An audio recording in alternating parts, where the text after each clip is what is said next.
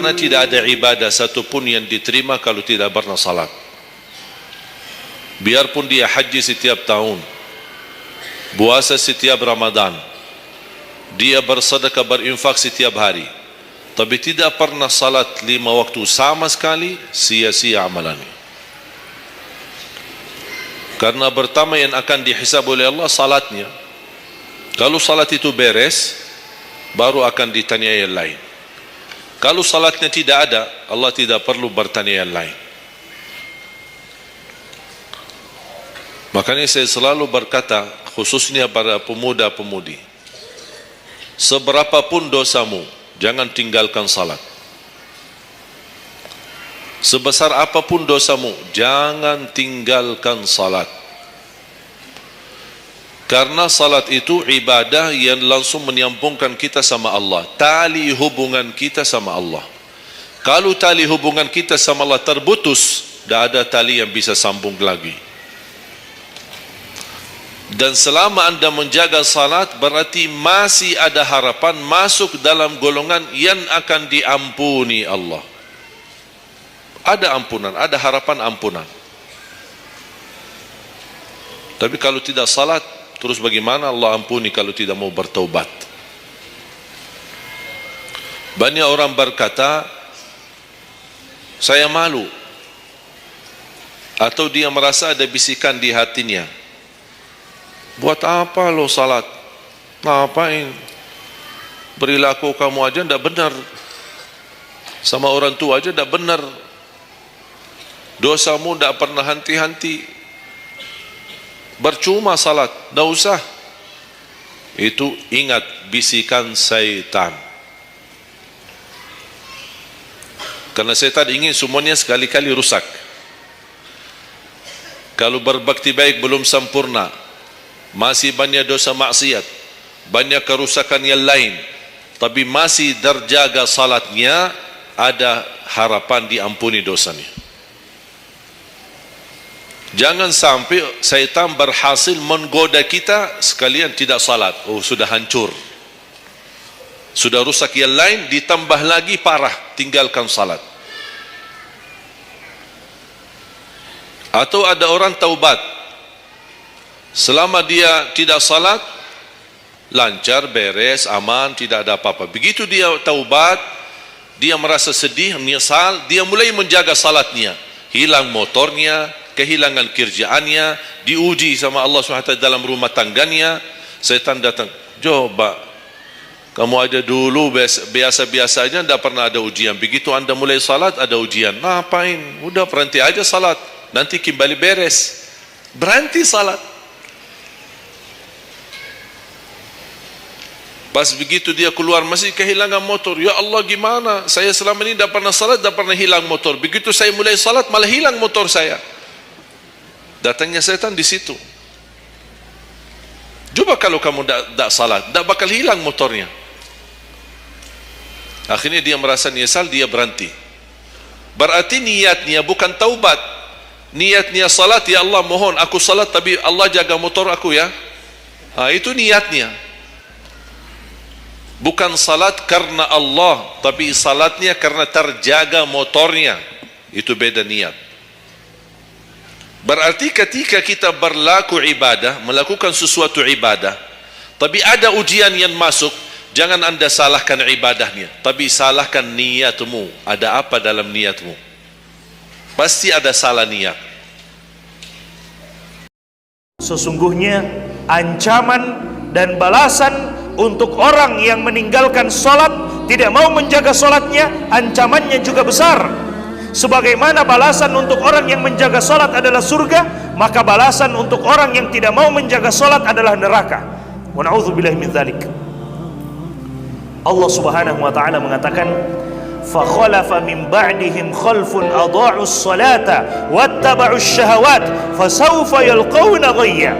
Kata Allah Subhanahu wa taala setelah menyebutkan para nabi yang mulia di dalam surat Maryam, Allah Subhanahu wa taala kemudian mengatakan, setelah para nabi tersebut datanglah satu kaum yang datang setelah para nabi. Apa ciri-ciri mereka? Allah Subhanahu wa taala katakan, adha'us shalah, mereka suka menyia-nyiakan salat, mereka suka meninggalkan solat, mereka tidak mau memperhatikan solat, mereka anggap solat ini hanyalah main-main, mereka anggap solat itu tidak lebih penting daripada gaji dan penghasilannya. Wattaba'us syahawat, dan mereka lebih mementingkan apa yang diinginkan oleh hawa nafsunya. Kata Allah Subhanahu wa taala, fasaufa yalqauna ghayya, maka mereka kelak akan mendapatkan kesesatan dalam hidupnya. Mereka akan mendapatkan kesesatan dalam hidupnya, dan siapa yang sesat maka janjinya adalah neraka, wa na'udzubillahi min dzalik. Mereka akan mendapatkan kesesatan, tidak tahu arah. Mereka akan mendapatkan kesesatan dalam hidupnya, meskipun mungkin gajinya berlimpah, penghasilannya berlimpah, tapi tidak ada keberkahan di dalamnya. Mereka tidak akan rasakan keberkahan di dalamnya. Kenapa? Salat mereka tinggalkan. Allah Subhanahu wa taala katakan, "Famanittaba'a hudaya fala yadhillu wa la yashqa." Siapa yang mau mengikuti petunjuk hidayahku, maka dia tidak akan tersesat dan dia tidak akan menderita, kata Allah Subhanahu wa taala. "Wa man a'rada 'an dzikri." Tapi siapa yang mau berpaling dari peringatanku, siapa yang mau berpaling dari Allah Subhanahu wa taala, fa inna lahu ma'isyatan dongka, maka baginya kehidupan yang sempit. Wa nahsyuruhu yaumal qiyamati a'ma, dan dia akan dibangkitkan pada hari kiamat dalam keadaan buta. Padahal dulu di dunia dia bisa melihat, tapi di hari kiamat dia dibangkitkan dalam keadaan buta. Maka orang ini mengatakan, qala rabbi lima hasyartani a'ma wa qad kuntu basira. Wahai Allah, kenapa engkau bangkitkan aku dalam keadaan buta, sementara dulu di dunia aku bisa melihat?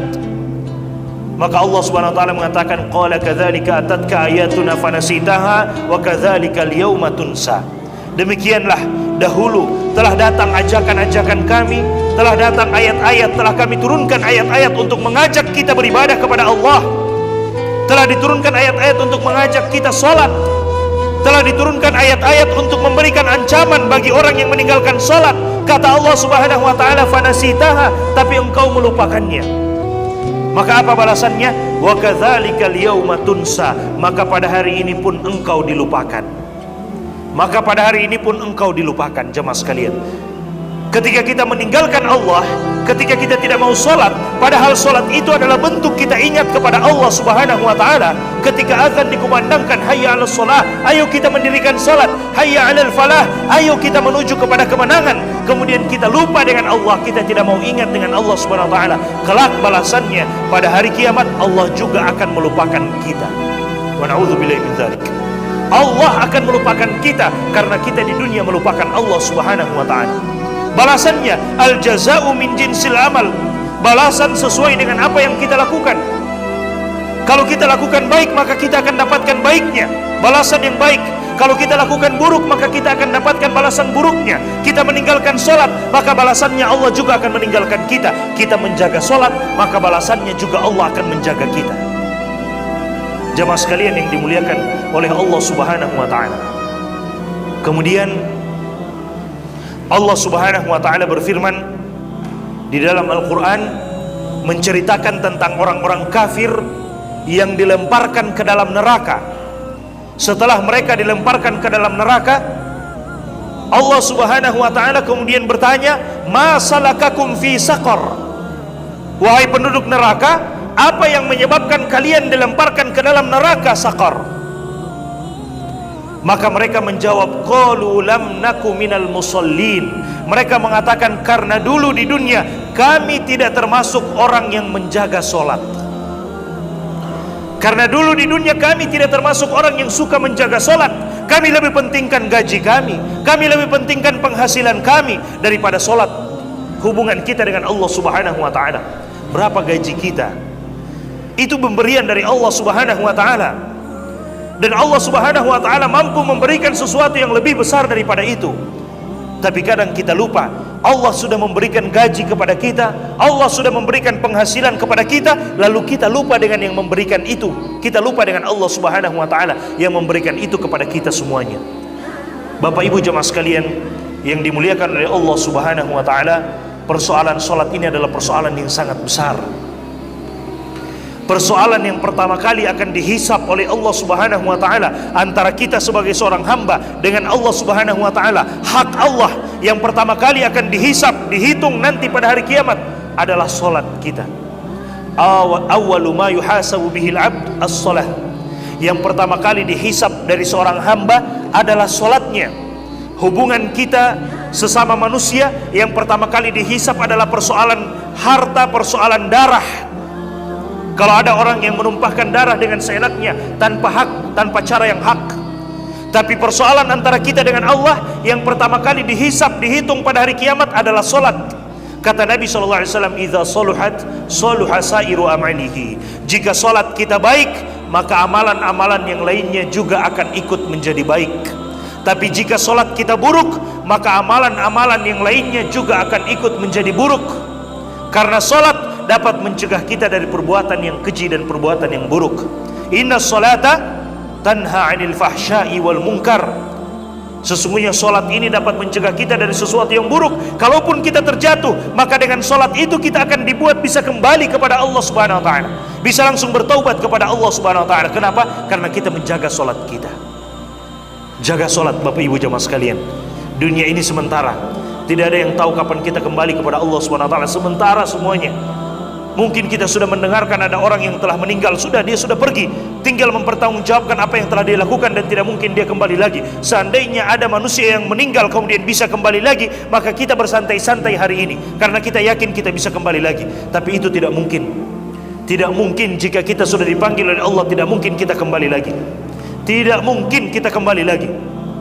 Dan sebelum Allah memanggil kita, maka Allah memberikan kesempatan kepada kita untuk silakan solat, silakan beribadah, berbuat ketaatan kepada Allah Subhanahu wa taala sebelum datang waktunya Allah memanggil, dan kita tidak bisa untuk menolak hal tersebut. Bahkan jika ada di antara kita yang mampu membangun satu bangunan yang sangat kokoh untuk melindungi dirinya dari malaikat maut, niscaya tidak akan mampu.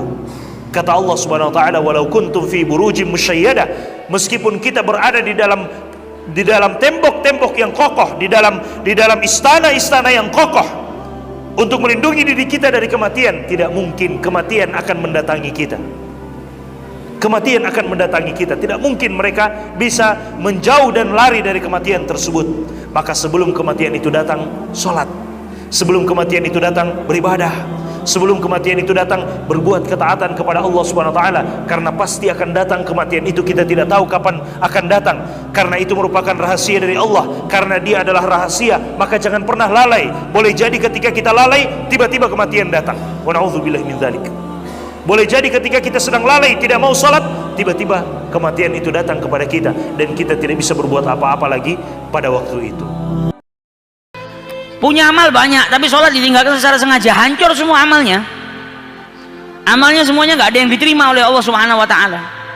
Dia menghancurkan amal baiknya selama yang dia buat itu dia hancurkan dengan dia meninggalkan sholat secara sengaja. Tidak hanya hancur, dia pun terbebas daripada zimmahnya Allah, jauh daripada Allah Subhanahu wa taala, sampai dia bertobat kepada Allah. Kalau bertobat akan diterima sama Allah Subhanahu wa taala.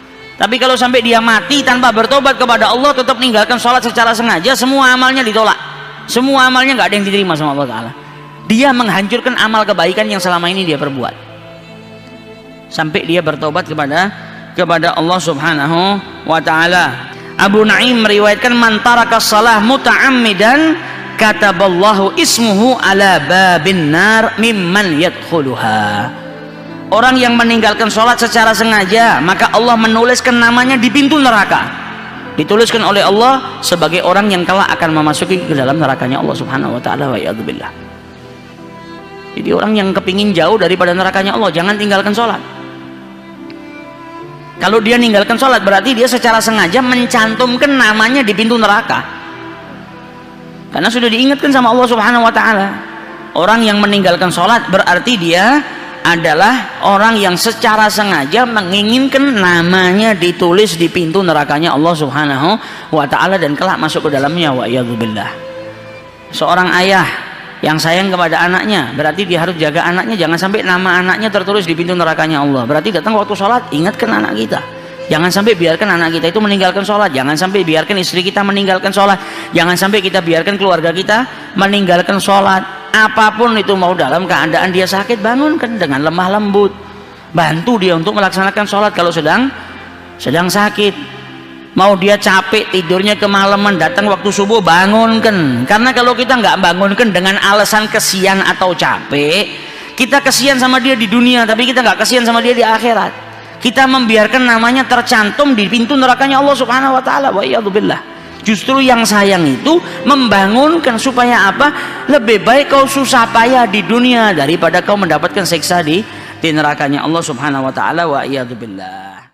Dalam hadis Nabi SAW bersabda, "Man laqiyallahu wa huwa mudhayya'un lis-shalah." Barang siapa yang kelak berjumpa, berhadapan dengan Allah Subhanahu wa taala, dan dia itu meninggalkan salat-salatnya semasa di dunia, banyak salat yang dia tinggalkan.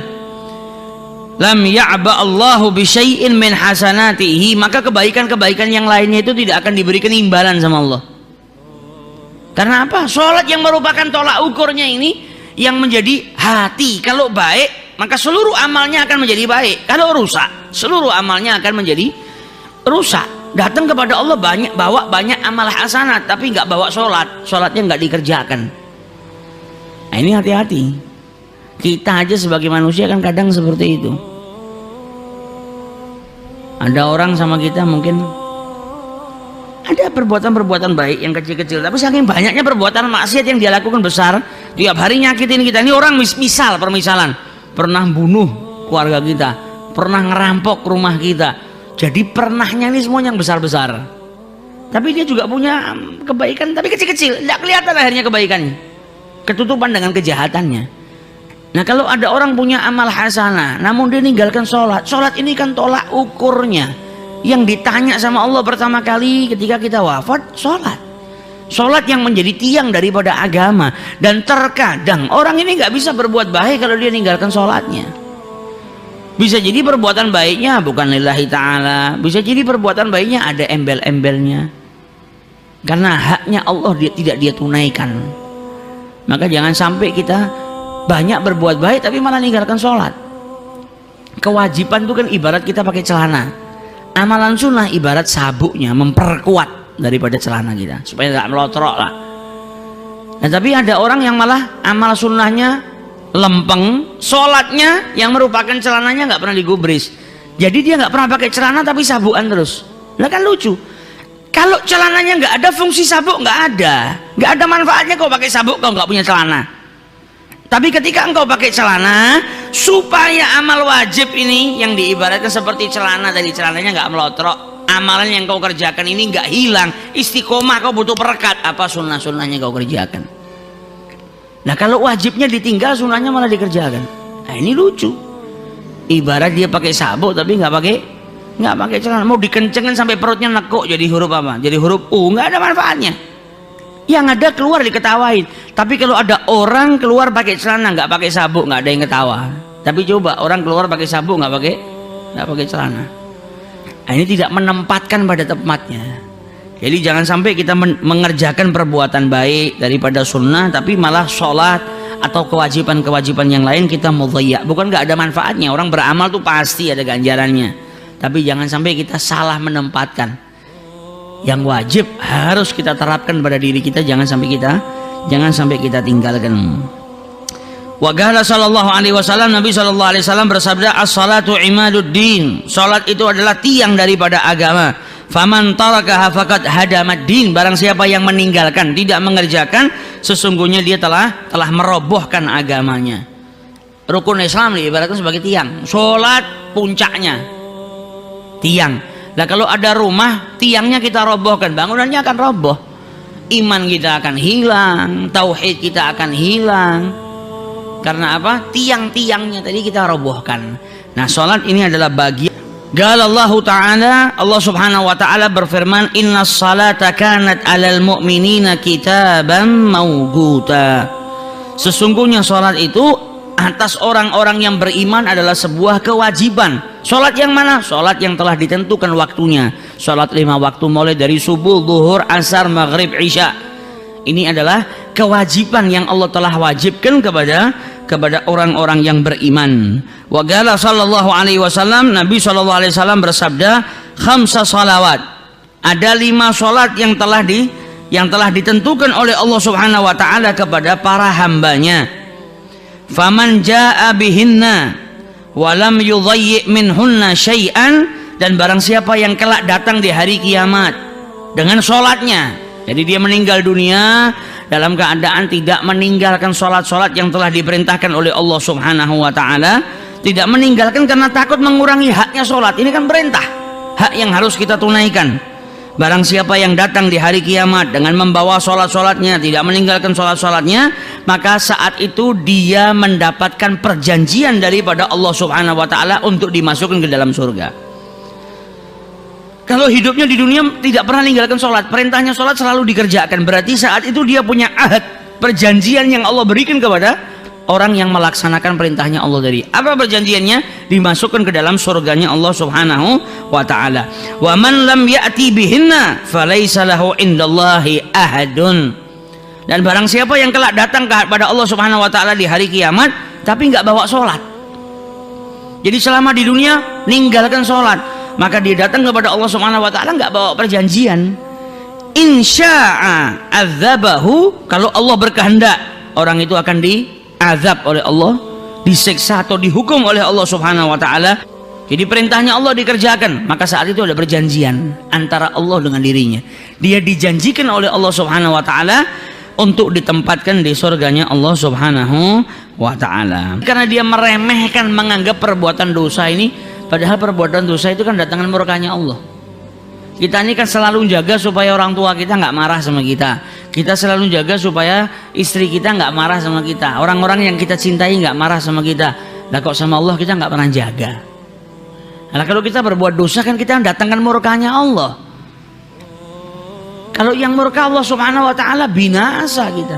Tanda cinta itu kan selalu bagaimana caranya berusaha supaya yang kita cintai itu nggak marah, nggak murka, nggak benci, yang ada bahagia. Kalau kita benar-benar cinta sama Allah Subhanahu wa ta'ala, harusnya kita jaga diri kita untuk tidak terjerumus ke dalam perbuatan yang mendatangkan kemurkaan atau kebenciannya Allah Subhanahu wa ta'ala.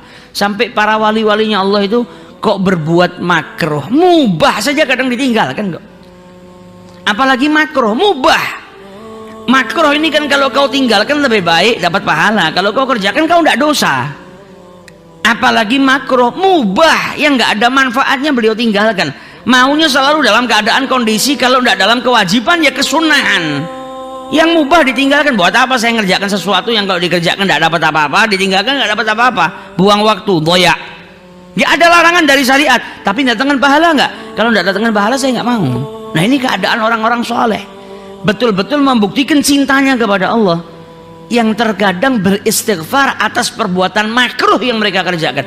Makruh ini kan tidak datangkan dosa, hanya saja kalau kau tinggalkan dapat pahala, kalau kau kerjakan ini nggak disukai sama Allah Ta'ala tapi bukan dosa.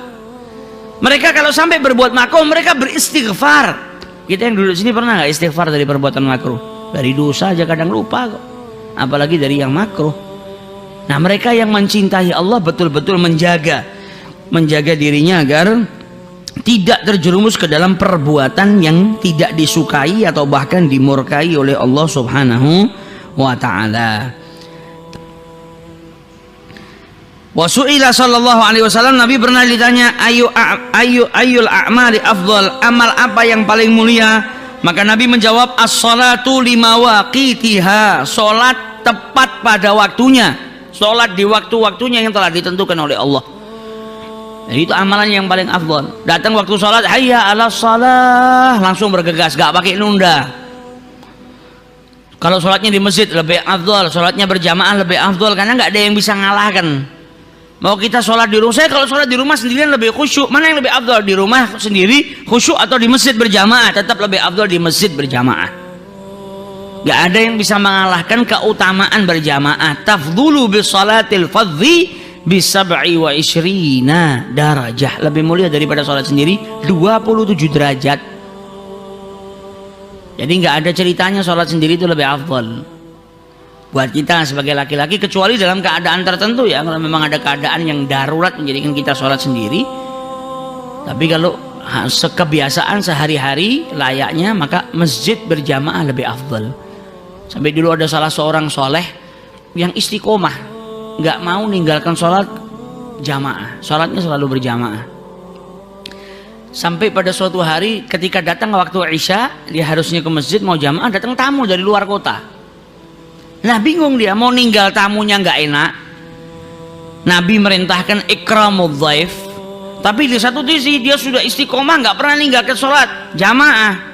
Kebingungan sampai akhirnya dia berpikir, lah tamu ini kan datangnya cuma kadang setahun sekali nih, orang datang dari jauh, nggak pantas kalau saya tinggal. Sedangkan sholat insya Allah kalau saya nggak dapat jamaah di sini, nanti insya Allah saya tetap bisa lakukan secara berjamaah. Dan masih bisa di masjid, saya sholatnya di masjid, tinggal ajak orang saya bisa. Walaupun tetap tidak mendapat afdhaliyah seperti tepat pada waktunya. Akhirnya dia jamu tamu. Tamunya selesai nggak pulang-pulang rupanya nih, sampai jam 10, jam 11, jam 12 baru pulang. Nah jam 12 dia ribet mau cari makmum di mana. Tapi karena ini orang memang nggak mau melaksanakan sholat kecuali dalam keadaan berjamaah, sampai jadikan dia keluar, dia lihat rumahnya tetangga satu persatu, dia tanya, kamu sudah sholat apa belum? Ayo kalau belum sholat jamaah sama saya. Ternyata rumahnya orang udah pada tidur semua. Yang masih bangun belum tidur, orangnya sudah sholat. Jadi dia bingung cari makmum, saking putus asanya, nggak mau kehilangan pahalanya sholat jamaah. Akhirnya dia kembali ke rumah, sholat isya 27 kali.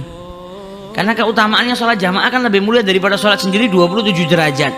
Akhirnya dia sholat isya 27 kali supaya nggak kehilangan keutamaannya sholat berjamaah. Sholat isya selesai, sholat lagi, diulang sampai 27 kali. Selesai sholat kesel, mau ngambil sholat isya 24 kali itu 4 rakaat kali 27 kali. Selesai sholat KO, dia tertidur. Ketika tidur ngimpi ada rombongan orang naik kudanya kuda jantan yang ngebutnya luar biasa. Kudanya dia paling kecil. Kemudian rombongan ini larinya ngebut, dia lari sekuat tenaga nggak bisa ngejar rombongan. Bahkan ngejar rombongan paling terakhir aja nggak bisa. Sampai dia berusaha. Ketika sudah mendekat, di rombongan yang cepat ini paling belakang noleh ke arahnya. Dia bilang apa? Sekuat apapun kau gak akan bisa dan gak akan mampu kau ini masuk ke dalam rombongan kami. Kami ini orang-orang yang melaksanakan sholat berjamaah. Mau kau ulang sholatmu 27 atau 270 kali, gak akan menjadikan kudamu itu bisa masuk ke dalam rombongan ini. Maksudnya apa? Mau kau ulangi sholatmu 270 kali, tapi kau sendiri tidak berjamaah, gak akan bisa mengalahkan keutamaan sholat berjamaah. Tapi orang dulu, orang-orang soleh ketinggalan sholat berjamaah itu nangis. Kalau kita ketinggalan waktunya nangis aja enggak. Orang dulu ketinggalan sholat berjamaah nangis. Sayyidina Umar ini pernah selesai sholat zuhur mau ngecek kebunnya, harta satu-satunya ini. Habis ngecek kebun pulang ke Masjid Nabawi, sampai di Masjid Nabawi umat Islam sudah selesai sholat. Ketinggalan sholat berjamaah, bukan kehilangan waktu asar, nyampe jamaah sudah selesai. Kata Sayyidina Umar, apa saksikan wahai sahabat-sahabatku, ini kebun saya hari ini saya sedekahkan di jalan Allah Subhanahu wa taala. Ini kebun bikin saya terlambat sholat berjamaah. Ini kebun menghalangi saya untuk mendapatkan keutamaan daripada Allah Subhanahu wa taala. Ini saya sedekahkan di jalan Allah Subhanahu wa taala. Kita nggak disuruh seperti Sayyidina Umar atau nggak mampu. Kita ini sering kalah sholat sama handphone, kalah sama handphone. Kita sedekahkan handphone aja nggak sampai hati. Nih handphone bikin saya terlambat. Sini, nih ambil handphone buat kau. Nggak bisa. Baru handphone aja nggak bisa. Sayyidina Umar kebunnya disedekahkan karena menjadikan dia terlambat melaksanakan sholat. Karena ini orang sudah tahu bagaimana keutamaannya sholat. Ini orang sudah tahu mahalnya sholat, tahu bagaimana keutamaannya yang Allah Subhanahu wa taala berikan kepada orang yang melaksanakan sholat jamaah. Nah, kita nggak tahu. Mereka menangisi ketinggalannya, kita nggak pernah menangisin. Nah, ini sebetulnya orang-orang seperti ini kenapa bisa demikian? Jawabannya ada pada pembahasan kita yang lalu. Karena mereka membiasakan hati mereka ingat kepada Allah. Ketika hati itu ingat sama Allah Subhanahu wa taala, hatinya hidup. Kalau hatinya hidup luar biasa. Takut sama Allah ya pasti, cinta sama Allah ya pasti, menganggap akhirat lebih mulia daripada dunia ya pasti. Karena apa? Hatinya hidup. Kalau kita hatinya yang masih setengah hidup, setengah mati, ibarat koneksi internet itu putus nyambung, itu hati kita. Karena orang yang ingat kepada Allah itu kan pada hakikatnya memperkuat koneksinya dengan Allah Ta'ala. Semakin banyak dia ingat sama Allah Subhanahu wa Ta'ala, semakin kuat koneksinya. Semakin sering dia mengingat Allah Subhanahu wa Ta'ala, maka semakin kuat jaringan yang ada pada dirinya. Koneksinya kuat sama Allah Subhanahu wa Ta'ala. Nah, kita kalau cari paket internet kan cari yang paketnya koneksinya paling kuat, paling banter. Supaya apa? Kalau kita butuh internet, gampang. Mau buka Google ya cepet bukanya, nggak pakai nunggu. Mau kirim message ya cepet nyampe nya. Tapi malah hubungan sama Allah kita nggak pernah perkuat koneksinya. Hubungan sama manusia kita cari internet yang koneksinya paling kuat. Ini hubungan sama manusia. Hubungan sama Allah kita malah nggak cari koneksi yang kuat. Nah, ini kan yang kebalik. Harusnya koneksi sama manusia hubungannya kuat, koneksi sama Allah lebih kuat lagi.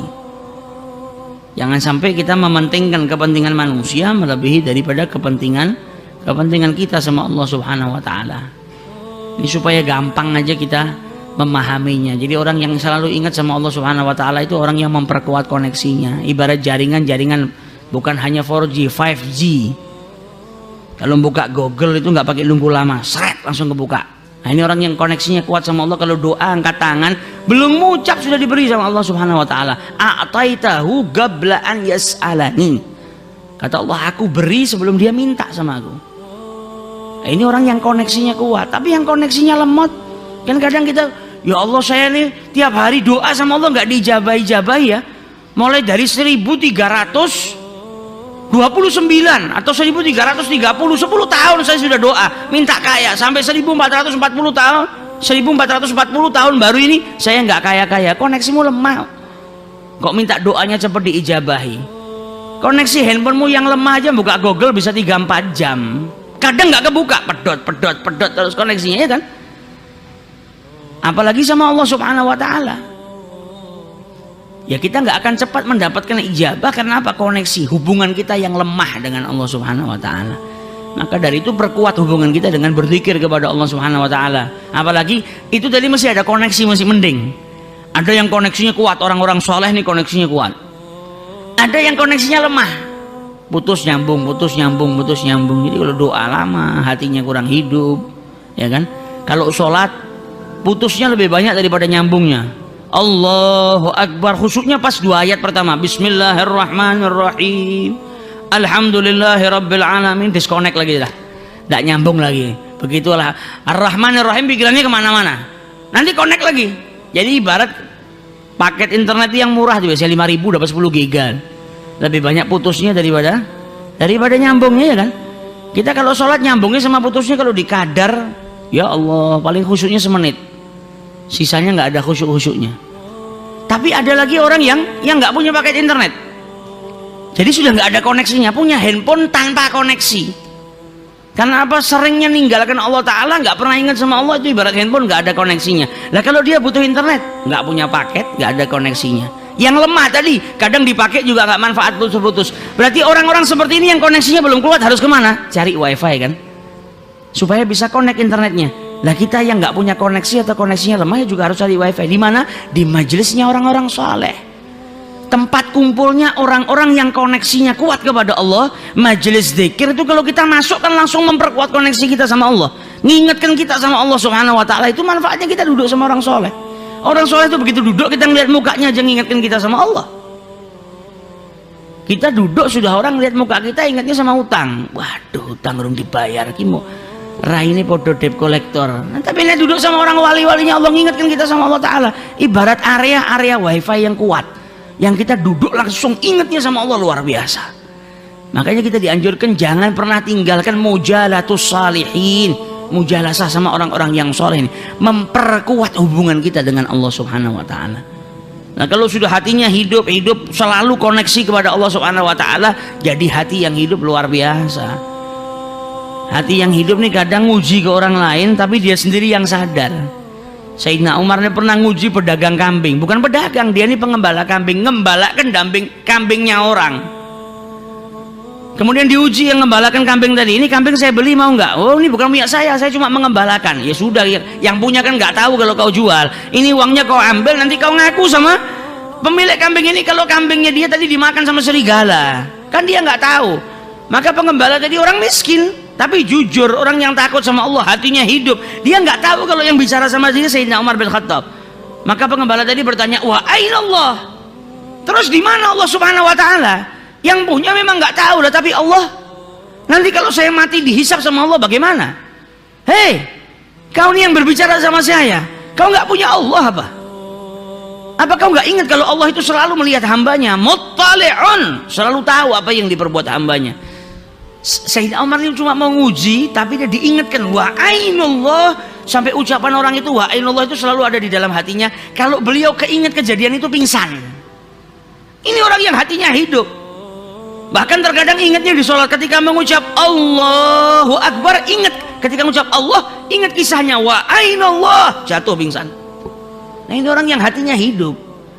Orang yang hatinya hidup tuh baca Al-Quran nangis, baca Al-Quran badannya gemetar. Nah kalau kita mau tahu hati kita ini hidupnya seberapa besar, kita baca Al-Quran. Al-Quran ini hatta kita nggak ngerti artinya bikin gemetar kok. Al-Quran ini walaupun kita nggak ngerti artinya bikin kita tenang kok. Ini kalamullah. Tahu nggak tahu artinya, tahu nggak tahu maksudnya, tahu nggak tahu tafsirnya. Yang namanya di hati seseorang ada Allah, di hatinya seseorang beriman kepada Allah, maka kalamullah kalau dibaca ada connecting yang menjadikan dirinya bergetar. Makanya orang baca Al-Quran ini kadang betah berlama-lama ketika dalam hatinya ada keimanan sama Allah, ada koneksinya. Walaupun terkadang dia nggak paham artinya, tapi sehari dia bisa baca 5 juz, 6 juz. Tapi malah buku-buku yang dia tahu artinya dia nggak betah baca sebanyak itu. Kan nggak ada koneksi dengan dirinya. Tapi seseorang yang beriman ketika baca Al-Quran, dia mendapatkan keterdekatan hubungan dengan Allah Subhanahu Wa Taala, makanya dia baca. Ini tujuannya kita terus berjuang untuk menghidupkan hati, supaya hati kita nggak mati, supaya hati kita nggak lalai daripada Allah Subhanahu Wa Taala. Dalam hadis juga disebutkan miftahul jannah as-salah, kuncinya surganya Allah Subhanahu Wa Taala itu adalah salat. Dan barang siapa yang menjaga sholat 5 waktunya dengan wudhu yang sempurna atau dalam keadaan bersuci yang sempurna, tepat pada waktunya, nggak pakai nunda-nunda, nanti di hari kiamat dia datang dalam keadaan bercahaya, mendapatkan burhan daripada Allah Subhanahu Wa Ta'ala. Tapi siapa yang meninggalkan sholat kelak akan dibangkitkan bersama Fir'aun wa Haman, Fir'aun dan juga Haman, wa iyadzubillah. Bukannya di bangkitannya Rasulullah, di barisannya Rasulullah, tapi malah di barisannya orang-orang yang dibenci oleh Allah Subhanahu Wa Ta'ala, wa iyadzubillah. Dan orang yang meninggalkan sholat kalau secara sengaja dan meyakini sholat itu bukan suatu kewajiban, bisa kufur, keluar daripada ajaran Islam. Meninggalkannya malas, bisa jadi munafik nanti. Na'udzubillahi min dzalik. Jangan sampai kita menjadi orang yang meninggalkan sholat. Dan dalam hadis juga disebutkan oleh Rasul sallallahu alaihi wasallam sebagaimana diriwayatkan oleh Abu Hurairah radhiyallahu taala anhu, man tawaddaa fa ahsana wudhu, barang siapa yang berwudu dengan sebaik-baik wudu kemudian dia keluar, tujuannya keluar menuju ke tempat sholat, maka sesungguhnya ketika dia keluar dari rumahnya sudah dianggap dia melaksanakan sholat. Maksudnya dianggap melaksanakan sholat, dapat ganjaran, sudah dapat ganjaran mulai daripada dia keluar. Mulai daripada keluar dari rumahnya sudah digolongkan sebagai orang yang melaksanakan sholat, tapi kewajibannya belum gugur. Maksudnya digolongkan gimana? Dia sudah mendapatkan pahala bukan ketika sholatnya, namun ketika keluar dari rumah sudah mendapatkan pahala daripada Allah Subhanahu Wa Ta'ala. Yaitu Allah mencatat setiap langkah kakinya kebaikan dan setiap langkah kakinya menghapus kesalahannya. Jadi setiap langkah dapat pahala dan ngampuni dosanya. Kalau dosanya 100, langkah kakinya 100 dosanya diampunin. Dan dapat pahala 100. Jadi diganti kesalahannya dengan kebaikan. 100 dosanya hilang, malah dapat 100 kebaikan daripada Allah Subhanahu Wa Ta'ala. Fa idza sami'a ahadukum al-iqamah fala yanbaghi lahu an yata'akhkhar. Jika salah seorang daripada kalian mendengar qomat sudah dikumandangkan, maka jangan sampai terlambat. Fa inna a'dhamakum ajran ab'adukum daran. Yang paling banyak, yang paling mulia daripada kalian mendapatkan pahala adalah yang rumahnya paling jauh. Kenapa demikian? Ya karena langkah kakinya paling banyak. Langkah kakinya paling banyak berarti pahalanya lebih banyak. Makanya sunnah orang kalau mau ke masjid dari jalur yang sama, dari jalur satu pulangnya dari jalur yang lain. Karena apa yang kita pijak nanti jadi saksi di hadapan Allah kalau kita melangkah ke masjid untuk melaksanakan sholat. Kemudian kalau berangkat misalnya jamnya masih panjang, ya bisalah kita cari jalan yang agak bukan muter ya, tapi jalan yang sejalur, terus pulangnya cari yang lebih dekat. bukan muter. Ya, misalnya rumah saya di Gurawan, mau sholat ke Masjid Segaf, saya lewat Palur, ini kan malah bubar sholatnya. Mau cari pahala tapi ngawur, tetap pada jalurnya. Tapi kalau memang ada yang agak jauh sedikit, maksudnya agak jauh sedikit gimana, kan bisa lewat pagar Boto, itu bisa lebih cepat aksesnya. Tapi kalau lewat Masjid Riyad muter ke sini lebih jauh, pilih yang lebih jauh. Tapi masih dalam konteks jauhnya, nggak ngawur. Nanti kalau pulang cari jalan yang singkat, kalau ada jalan singkat cari jalan yang singkat, nggak apa-apa. Karena berangkatnya tadi setiap langkah dihitung kebaikan oleh Allah Subhanahu Wa Taala. Dan kita lihat kondisinya, kalau saya sampai ke sana sudah komat, malah terlambat. Padahal di masjid itu kita datang semakin dulu ada keutamaannya. Apalagi kalau sampai masjid sebelum azan, ada lagi keutamaannya. Jangan sampai kita melakukan keutamaan tapi meninggalkan keutamaan yang lain. Apalagi sholat Jum'ah, kalau bisa hadir sebelum khatib naik ke mimbar. Kalau jalannya kita panjang itu jadikan kita datang ke sini khatib sudah naik ke atas mimbar, sudah ceramah, ya jangan, karena lebih afdal kita nyampe sebelum. Jadi harus kita bisa menimbang. Wa qala Rasulullah sallallahu alaihi wasallam, "Ma taqarrabal 'abd ila Allah bi syai'in afdalu min sujudin khafi."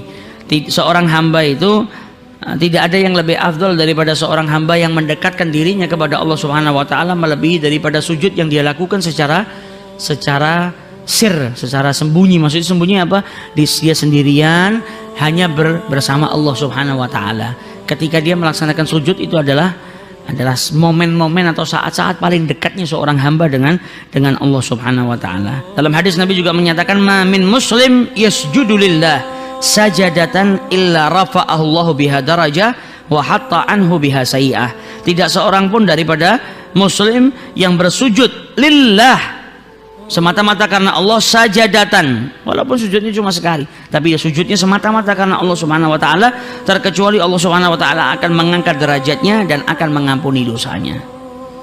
Jadi sujud ini waktu yang paling romantis sebetulnya, waktu ketika kita sangat dekat dengan Allah Subhanahu wa taala. Jadi sholat itu kita mendekat kepada Allah. Waktu paling dekat ketika kita bersujud di hadapan Allah Subhanahu wa taala. Datang salah seorang kepada Rasul sallallahu alaihi wasallam dan berkata, "Ud'u Allah an yaj'alani min ahli syafa'atik." Ya Rasulullah, doakan saya supaya saya menjadi orang yang kelak mendapatkan syafaatmu. Wa an yarzuqani murafaqatik fil jannah, dan semoga Allah itu memberikan aku kenikmatan supaya bisa bersama denganmu di surganya Allah Subhanahu wa taala. Maka Nabi sallallahu alaihi wasallam berkata, "A'inni bi kathratis sujud." Sujudlah yang banyak kepada Allah Subhanahu wa taala. Kalau mau dapat syafaat banyak sujud. Kalau mau dapat masuk surga sama Rasul sallallahu alaihi wasallam banyaklah bersujud. Maksudnya apa? Banyak sholat. Sholat 5 waktu jangan ditinggalkan, sholat sunnah juga. Kalau dalam keadaan dapat kenikmatan sujud sama Allah, sujud syukur, perbanyak sujud biar kita bisa mendapatkan syafaatnya Rasul sallallahu alaihi wasallam. Di waktu yang paling dekat seorang hamba dengan Allah adalah waktu sujud, sebagaimana firman Allah, "Wasjud waqtarib," dan bersujudlah dan mendekatlah. Ini menunjukkan saat paling dekat seorang hamba dengan Allah itu saat dia bersujud. Dalam Al-Quran juga disebutkan, "Simahum fi wujuhihim min atharis sujud." Nampak pada wajah mereka itu tanda-tanda bekas sujud. Ada yang menafsirkan tanda bekas sujud di sini karena jidatnya sering bergesekan dengan bumi, dengan tempat sujudnya. Namun penafsiran yang paling al-asah, paling benar, dikatakan bahwasanya yang dimaksud simahum, tanda-tandanya orang-orang yang banyak sujud di wajah mereka itu, huwa an-nur al-khusyu', cahaya kekhusyuan. Fa innahu, sesungguhnya cahaya kekhusyuan itu akan terpancar dari batinnya seseorang yang ahli sujud sehingga keluar sampai ke zahirnya. Ini tafsiran daripada ayat ini yang paling asah, kata Al-Imam Ghazali. Ada juga yang menafsirkan ayat ini yaitu cahaya yang nampak pada wajah mereka di hari kiamat karena bekas wudhu. Jadi bekasnya dia wudhu di dunia ini menjadikan wajahnya bercahaya ketika dibangkitkan oleh Allah Subhanahu wa taala. Jadi simahum fi wujuhihim min athar. Jadi cahayanya dari dalam batinnya itu sampai nampak. Makanya kadang kita ketemu orang soleh, kulitnya nggak putih, tapi kita ngeliat ada cahaya di orang ini.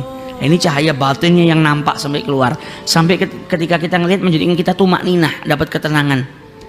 Lihat wajahnya orang, ini orang kok enak ya wajahnya dilihat. Padahal bukan masuk dalam kategori ganteng, beda. Ganteng sama enak tuh beda. Enak dilihat, nyaman dilihat karena apa? Ada cahaya yang keluar, cahaya batin yang keluar sampai sampai ke zahirnya.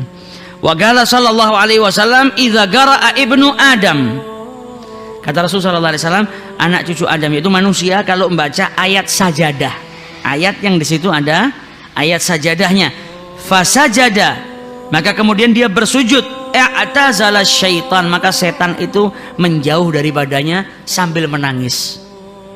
Kenapa kok menangis? Dia berkata, ya wailah, celaka diriku ini. Lihat orang ini diperintahkan sujud, baca ayat sajadah, kan kemudian kita dianjurkan untuk sujud. Ini diperintahkan untuk sujud, dia nurut sujud kepada Allah Subhanahu wa taala, maka dia akan ditempatkan di surganya Allah taala. Tapi saya diperintahkan sujud sama Allah Subhanahu wa taala, malah bangkang, akhirnya saya dimasukkan oleh Allah Subhanahu wa taala ke dalam neraka. Jadi setan nyesel. Setiap kali dia ngelihat manusia baca ayat sajadah kemudian bersujud, dia selalu nangis. Celaka diriku. Ini orang diperintahkan sujud, dia sujud, maka dimasukkan ke dalam surganya Allah. Saya diperintahkan sujud malah bangkang sama Allah taala, akhirnya saya dimasukkan ke dalam nerakanya Allah Subhanahu wa taala. Diriwayatkan di sini juga Sayyidina Ali bin Abdullah bin Abbas berarti keponakan misannya Rasulullah dan juga cucunya Rasulullah, Sayyidina Ali Zainal Abidin. Ini orang-orang yang banyak bersujud sampai dijuluki Sajjad, orang yang saking banyaknya bersujud. Ali sampai juluki Zainal Abidin, saking banyaknya beribadah, saking indahnya ibadahnya kepada Allah Subhanahu wa taala. Wa yurwa anna Umar bin Abdul Aziz radhiyallahu anhu kana la yasjud illa ala turab. Sayyidina Umar bin Abdul Aziz khalifah, diriwayatkan beliau tidak pernah sujud kecuali di atas tanah. Kemudian Yusuf bin Asbad, dia berkata kepada para pemuda, gunakanlah kesempatan waktu masa sehatmu sebelum masa sakit itu datang kepadamu. Kata beliau, sesungguhnya tidak ada yang aku iri. Jadi orang itu punya iri kan. Kata beliau, saya ini nggak iri kepada apapun terkecuali kepada seseorang yang menyempurnakan rukuknya, menyempurnakan sujudnya. Jadi orang yang banyak sholat, kalau ada orang banyak sholat saya iri. Iri kenapa saya nggak bisa seperti dirinya? Kenapa saya nggak bisa banyak bersujud, banyak melaksanakan sholat seperti orang tersebut? Jadi sujud adalah waktu terdekat kita dengan Allah, dan sholat adalah amaliyah yang paling afdal, yang menjadikan seseorang itu semakin dekat kepada Allah Subhanahu wa taala. Karena sebagaimana yang kita ketahui, amal yang dilakukan oleh para malaikatnya Allah sudah pasti itu amal yang paling afdal. Andai kata ada yang lebih afdal dari sholat, misalnya para malaikat akan melakukan itu. Tapi ternyata yang kita dapatin, para malaikatnya Allah Subhanahu wa taala itu ada yang diciptakan untuk rukuk saja, ada yang diciptakan untuk sujud, ada yang diciptakan untuk berdiri, ada yang diciptakan semuanya dalam keadaan hayatus shalah. Dan malaikatnya Allah nggak pernah ngelanggar. Ada yang diciptakan dalam keadaan rukuk, mulai dari diciptakan nanti sampai yaumil qiyamah dia rukuk. Ada yang diciptakan sujud, mulai dari diciptakan sampai yaumil qiyamah nanti tetap dalam keadaan sujud. Nah, kita kalau bisa ngambil hikmahnya malaikat, kita nggak bisa jadi malaikat, nggak bisa, tapi kita ambil pelajaran bagaimana ketaatannya malaikat kepada Allah Subhanahu wa taala. Malaikat pasti ngerasakan nikmatnya sujud, nikmatnya rukuk, karena dia bertahun-tahun, berabad-abad melakukan itu. Maka kita harus berjuang bagaimana kita bisa merasakan nikmatnya shalah, nikmat atau lezatnya ketika kita mendekatkan diri kepada Allah Subhanahu wa taala. Semoga di tahun yang baru ini kita dijadikan oleh Allah Subhanahu wa taala orang-orang yang lebih khusyuk dalam sholatnya, bisa merasakan lezatnya sholat, dan semoga di tahun yang baru ini tidak tercatat kita meninggalkan sholat, baik itu dalam keadaan sengaja maupun dalam keadaan tidak sengaja. Nas'alullah Subhanahu wa taala ja'alna mimman yuhafid ala shalawatil khams wa yub'idna min tarkis shalah. Amin ya rabbal alamin.